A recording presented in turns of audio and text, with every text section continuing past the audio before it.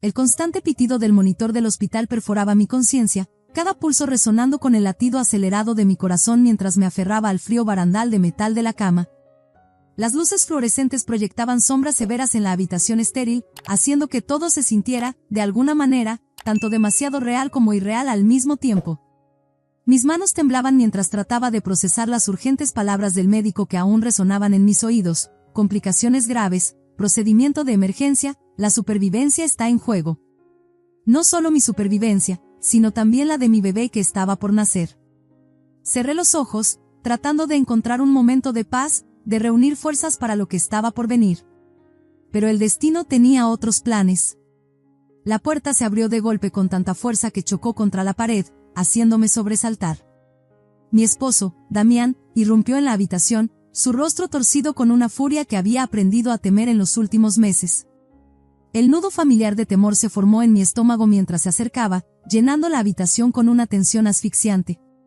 ¿Crees que estoy hecho de dinero?, gritó, su voz rebotando en las paredes del hospital. ¿Esperas que pague por esta tontería? Me quedé paralizada, atónita por sus palabras. Incluso ahora, incluso aquí, en este momento de crisis, para él todo seguía girando en torno al dinero. Mi voz temblaba mientras trataba de razonar con él: Damián, esto no tiene que ver con el dinero. Se trata de salvar la vida de nuestro bebé, y la mía. Pero él no estaba escuchando. Ya casi nunca escuchaba. Se acercó a mi cama con pasos firmes, sus ojos ardían con una frustración que ya me era demasiado familiar. Siempre haces todo sobre ti. Eres tan dramática, Mónica. ¿Para qué tuvimos un hijo si no puedes con esto? Sus palabras me atravesaron como un cuchillo, pero el dolor que siguió fue mucho más tangible. Sin previo aviso, agarró un puñado de mi cabello, tirando de él con fuerza. Un dolor agudo recorrió mi cuero cabelludo mientras las lágrimas llenaban mis ojos. El pitido del monitor se aceleró, acompasándose con mi creciente pánico. «Suéltame», grité, luchando contra su agarre, pero su mano solo se apretó más. Entonces vino la bofetada, rápida, dolorosa, dejando mi mejilla ardiendo y mi mundo girando. El sonido resonó en la habitación como un trueno, un momento de violencia que marcaría para siempre el final de lo que alguna vez creí que era amor. «Detente, Damián». «¿Qué te pasa?», grité, mi voz temblaba pero era desafiante. En ese momento, algo cambió dentro de mí. Quizá fue el instinto maternal, o quizá fue el último hilo de mi tolerancia finalmente rompiéndose, pero sentí un oleaje de valentía que no sabía que tenía. La puerta se abrió de nuevo, y esta vez trajo salvación en forma de una enfermera. Su rostro estaba pálido por la alarma, pero su voz llevaba una autoridad que incluso Damián no pudo ignorar. «Señor, aléjese de ella», ordenó, su tono no daba espacio para discusión. Damián me soltó abruptamente, girando su furia hacia la enfermera. «No es asunto suyo», espetó, pero ella se mantuvo firme, ya marcando el teléfono para llamar a seguridad. Sus palabras finales colgaron en el aire como veneno. «Te vas a arrepentir de esto, Mónica», dijo antes de salir furioso, cerrando la puerta de un portazo que hizo vibrar las persianas de la ventana. En el silencio repentino que siguió, me dejé caer de nuevo contra la cama del hospital, mi cuerpo temblaba incontrolablemente. Mi mejilla ardía por la bofetada, mi cuero cabelludo palpitaba donde había tirado de mi cabello, y las lágrimas que había estado conteniendo finalmente se desbordaron. La enfermera, Marta según su placa de identificación, se acercó a mí con la cautela de alguien que ya había visto esto antes, demasiadas veces antes. Me tocó el brazo suavemente, su voz era baja pero firme. «¿Estás bien? Déjame revisar tus signos vitales». Asentí débilmente, con las palabras atrapadas en mi garganta mientras ella ajustaba las máquinas y revisaba mi pulso. Su expresión estaba llena de preocupación, pero también de algo más, determinación. «No tienes que pasar por esto sola», dijo en voz baja, sus ojos encontrándose con los míos. «Podemos conectarte con personas que pueden ayudarte a garantizar tu seguridad». Sus palabras plantaron una semilla de esperanza, pero el miedo todavía me tenía atrapada. ¿Y si Damián tomaba represalias? ¿Y si se enteraba de que había pedido ayuda? Las preguntas giraban en mi mente como hojas en una tormenta de otoño. El médico entró momentos después, su expresión era amable pero seria. «Mónica, tenemos que proceder con la cirugía pronto», explicó. «Es crítico para ti y para tu bebé». tragué saliva con fuerza, reuniendo el poco valor que me quedaba. Hagan lo que tengan que hacer, susurré, mi voz apenas audible. En ese momento, la supervivencia, la mía y la de mi bebé, era lo único que importaba. El quirófano era brillante y estéril, sus luces deslumbrantes brillaban sobre mí mientras el equipo médico se preparaba para el procedimiento. El miedo amenazaba con abrumarme, pero me aferré a un pensamiento singular, mi bebé. Me concentré en su diminuto latido, el ritmo de esperanza que me mantenía luchando. La cirugía pareció interminable, cada momento se alargaba hasta el infinito, pero entonces, lo escuché. Su primer llanto. Las lágrimas corrían por mi rostro mientras colocaban a mi hija en mis brazos. Era perfecta, tan pequeña y sin embargo tan llena de vida. En ese momento, todo mi miedo y dolor se desvanecieron. Al mirar su diminuto rostro, vi todo lo que necesitaba ver, ella era mi razón para seguir adelante, mi razón para ser valiente. De regreso en la sala de recuperación, Marta permaneció a mi lado, un ángel guardián con uniforme de hospital. «Es hermosa», dijo suavemente, mirando a mi hija dormida. Sus palabras eran cálidas, pero ambas sabíamos que la sombra de las acciones de Damián todavía rondaba. No regresó al hospital, ni yo quería que lo hiciera. Mientras acunaba a mi hija, mirando su rostro pacífico, supe con absoluta certeza que ella merecía algo mejor. Ambas lo merecíamos. 2 días después, tras recibir el alta del hospital, tomé una decisión que cambiaría todo, no volvería a casa con Damián. Llamé a Lucía, mi mejor amiga de la infancia, quien siempre había estado ahí para mí, incluso cuando la alejé durante mi matrimonio. «Mónica, tú y la bebé pueden quedarse conmigo todo el tiempo que necesiten», dijo Lucía sin dudar, sus palabras me trajeron el primer verdadero alivio que había sentido en meses. Empaqué lo poco que tenía, abrazando a mi hija mientras entrábamos al departamento de Lucía. Era pequeño pero acogedor, y lo más importante, era seguro. Por primera vez en lo que parecía una eternidad, me permití respirar. El departamento de Lucía se convirtió en nuestro santuario, un lugar donde finalmente podía comenzar a procesar todo lo que había soportado. Con su apoyo, empecé a tomar medidas para proteger a mi bebé y a mí misma de Damián de manera permanente. La primera llamada que hice fue a una abogada llamada Diana, quien se especializaba en derecho familiar. Durante nuestra primera reunión, le conté cada detalle sobre el abandono de Damián, sus arrebatos violentos y su negativa a apoyarme durante el embarazo. Diana escuchó atentamente, su expresión era una mezcla de preocupación y determinación. «Tenemos un caso sólido», me aseguró. «La seguridad tuya y la de tu bebé son nuestra prioridad. Nos aseguraremos de que Damián sea responsable de sus actos». Diana me ayudó a solicitar una orden de protección de emergencia contra Damián, asegurando que no pudiera acercarse a nosotras. La orden fue concedida rápidamente, dándome una pequeña pero significativa sensación de seguridad. Mientras tanto, Lucía me ayudó a documentar todo, fotos de los moretones en mis muñecas, las marcas rojas en mi rostro y cada mensaje amenazante que Damián había enviado. Cada pieza de evidencia se convirtió en un paso más hacia la libertad. Pero Damián no iba a ceder fácilmente. Una tarde, apareció sin avisar en el departamento de Lucía, golpeando la puerta y gritando. «Mónica, abre la puerta», su voz resonaba en el pasillo.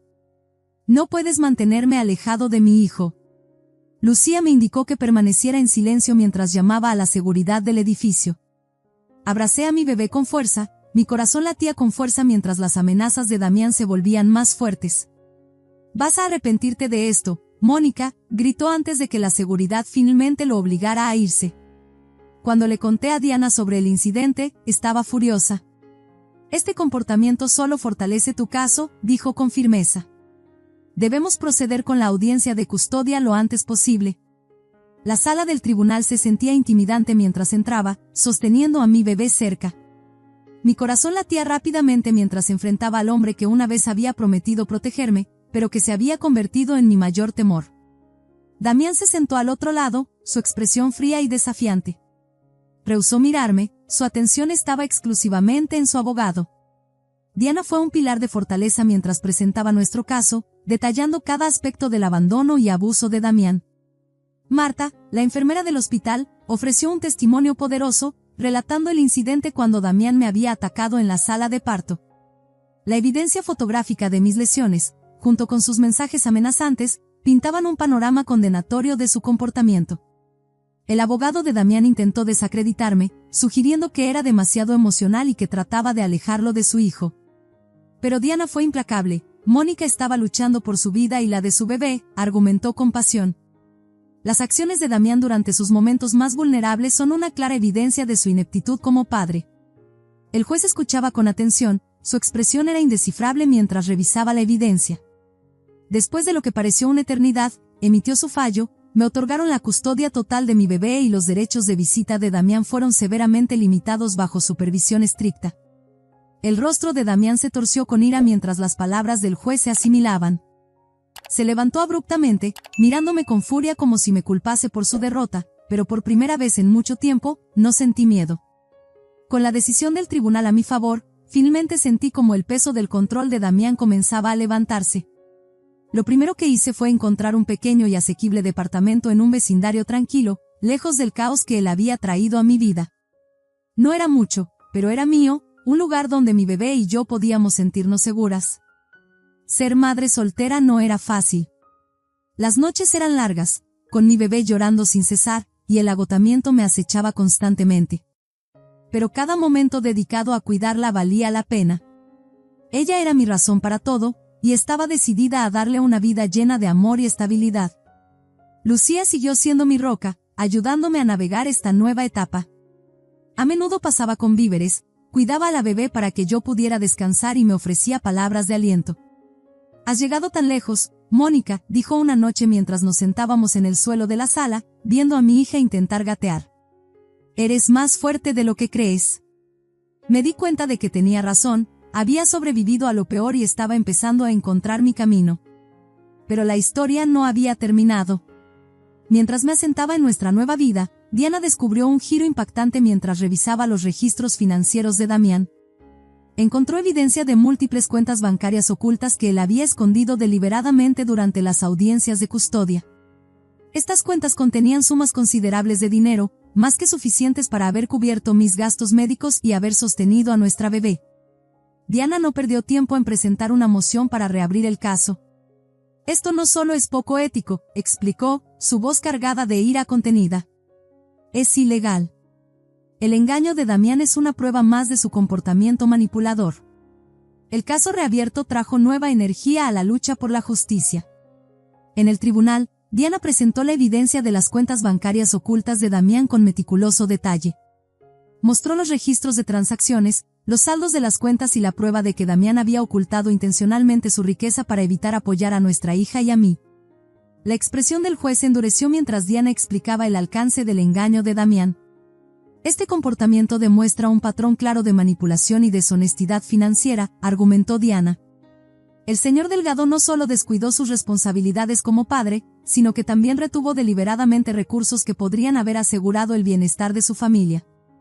El abogado de Damián luchó por defenderlo, pero la evidencia era abrumadora. Damián intentó negar las acusaciones, acusándome de haber fabricado los documentos, pero Diana rebatió cada argumento con precisión. El juez, claramente poco impresionado por la débil defensa de Damián, emitió un veredicto contundente. Damián fue condenado a pagar una penalización significativa por su deshonestidad y a proporcionar apoyo financiero adicional para nuestra hija. Además, el juez inició una investigación sobre las actividades financieras de Damián, sospechando de fraude en sus negocios. Cuando el martillo golpeó, una ola de satisfacción me invadió. Se estaba haciendo justicia, y las manipulaciones de Damián finalmente salían a la luz. Por primera vez, me sentí verdaderamente libre de su control. Con la estabilidad financiera proporcionada por el fallo del tribunal, finalmente pude enfocarme en crear un hogar seguro para mi bebé. Utilicé los fondos para pagar las cuentas médicas pendientes, establecer una cuenta de ahorros e incluso comenzar un fondo universitario para mi hija.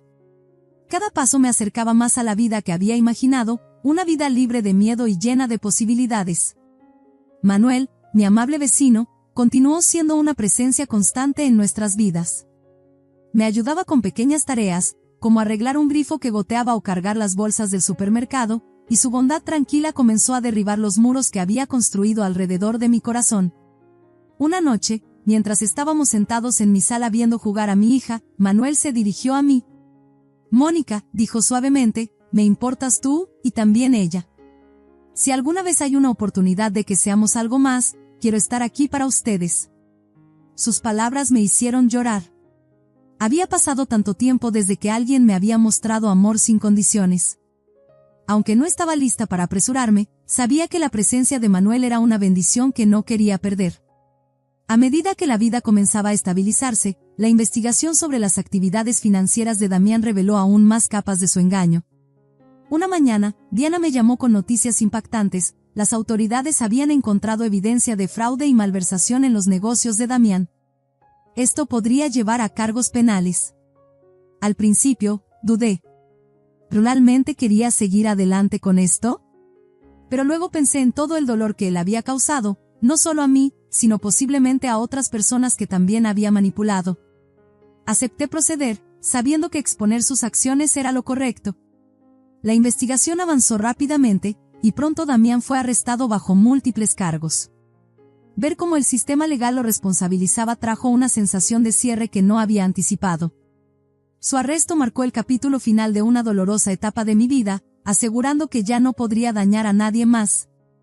Con la sombra de Damián finalmente desaparecida, estaba libre para concentrarme completamente en mi bebé y en nuestro futuro. Mi organización sin fines de lucro, inspirada por mi propia experiencia, comenzó a tomar forma. Lucía y Diana me ofrecieron su apoyo incondicional, ayudándome a establecer un refugio para sobrevivientes de violencia doméstica.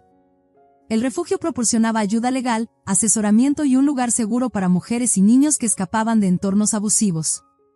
Cada vez que compartía mi historia con alguien que se sentía desesperanzado, veía una chispa de esperanza en sus ojos.